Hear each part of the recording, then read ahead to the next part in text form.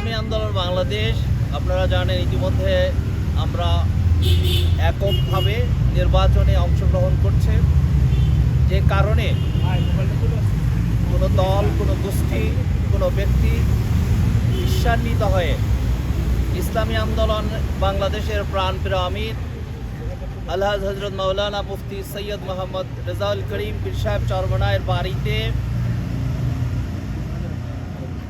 আর্মির মাধ্যমে সেখানে প্রায় 400 কোটি টাকা স্বর্ণ অলংকার, বিএনপির সদস্য ফর্ম সহ বিভিন্ন কিছু আপত্তিজনক আলোচনা ফেসবুকে এসেছে, বিভিন্ন সোশ্যাল মিডিয়াগুলোতে সেটা ভাইরাল করা হয়েছে।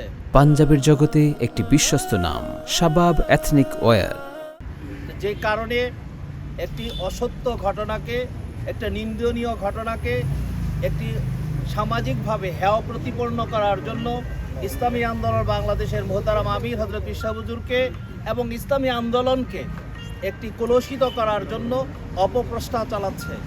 এই কারণে আমরা নির্বাচন পরিচালনা কমিটির সম্মানিত সদস্যবৃন্দ সমন্বয়ে আজকে আমরা ডিবি প্রধানের কাছে আমরা লিখিত অভিযোগ দাখিল করেছি। তিনি আমাদেরকে আশ্বস্ত করেছেন তিনি দ্রুত সময়ের মধ্যে এটাকে সলভ করবেন।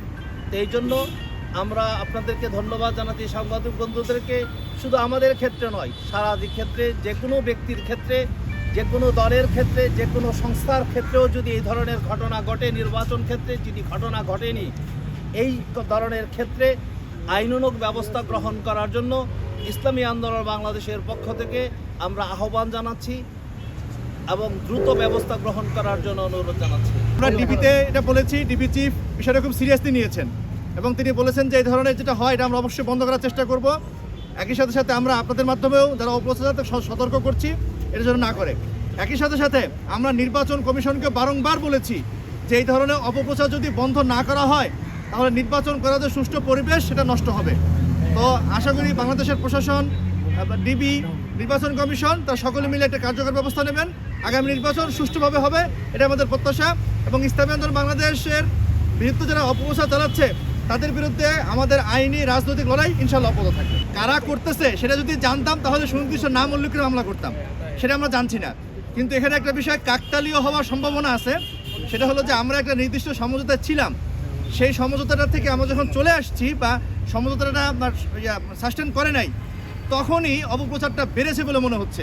তবে আমরা কারো দায় দিতে চাই না, আমরা অফিসিয়ালি বিষয়টা কাকতালীয় বলে মনে করি। আমি খুব স্পষ্ট করে বলি, আমি কেন্দ্রীয় প্রচারে আছি, আমাদের এই যে মনীষ সাহেব উনি আমাদের সাইবার সেক্টরে দেখেন, ইসলামী আন্দোলন বাংলাদেশের দায়িত্ব পালন করে। কোথাও কোনোভাবে আমাদের কোনো অঙ্গ সংগঠনের সাথে সামান্যতম সম্পৃক্ততা আছে এমন কেউ যদি কোনো ধরনের অপপ্রচার করে, আমরা সাথে সাথে সাংগঠনিক ব্যবস্থা নেই এবং আমরা এনশিওর করতে পারি আমাদের কোনো দায়িত্বশীলরা করে না। এখন ফেসবুকে যদি আমরা একটা ছবি টানা রাখে সেই দায়িত্ব তো আমরা নিতে পারি না। আমরা দাবি জানাবো ওইখানেও যদি সাইবার বুলিং যেগুলো হয়েছে তাদের বিরুদ্ধেও ডিবি প্রশাসন ব্যবস্থা নিক। এখানে একটা বিষয় গুরুত্বপূর্ণ, সেটা হলো যে শুধু আমাদের বিরুদ্ধে অপপ্রচার করেছে তা না, বাংলাদেশ সেনাবাহিনীর মেজর জেনারেল আহমদ আমিন খান সাহেব তিনি নাকি গিয়ে উদ্ধার করছেন এবং সেই ফুটেজে বাংলাদেশ প্রধানের সেনাবাহিনীর আর্মি চিফের ছবি পর্যন্ত ব্যবহার করা হয়েছে। ফলে বিষয়টা শুধু দলের বিরুদ্ধে না, রাষ্ট্রের বিরুদ্ধে এবং বাংলাদেশ সেনাবাহিনীকে বিরুদ্ধে যদি একটা অপপ্রচার, সেজন্য আমরা ব্যবস্থা চাইছি।